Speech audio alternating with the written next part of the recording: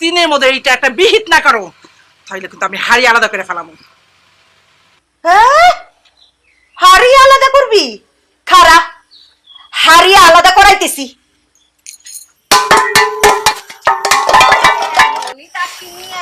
Welcome again to বিবাদী বাই। এখন থেকে অভ্যাস করে ফেলো। আর শোনো, আমাদের আসলে সবচেয়ে কি বেশি সারপ্রাইজ হবে বলো তো? এক্স্যাক্টলি।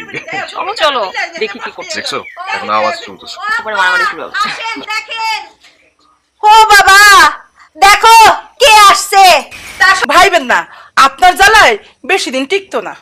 আর আপনি ফেরেশতা, সম্রাট শাহজাহান রে কোলে কইরা আদর কইরা খাওয়াইবেন।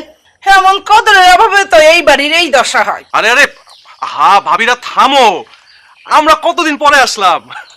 আলহামদুলিল্লাহ ভাবি, এই যে আপনারা দুইজন করোনার মধ্যে এখনো সুস্থ আছেন দেখেই মনটা জুড়াই গেছে। আসো আসো, ভিতরে আসো। আসো তাড়াতাড়ি আসো। মনের দুঃখে বনে যাই আর সেই বনেও বাঘে খায়। তুমি এখানে?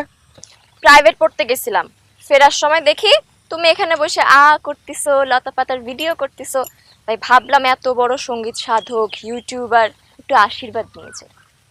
তা এত সকালেই শুরু? ঘরে শান্তি রাই তাই। কেন, ঘরে আবার নতুন করে কি হলো? সেই কুরুক্ষেত্রের যুদ্ধ। সে আবার নতুন কি?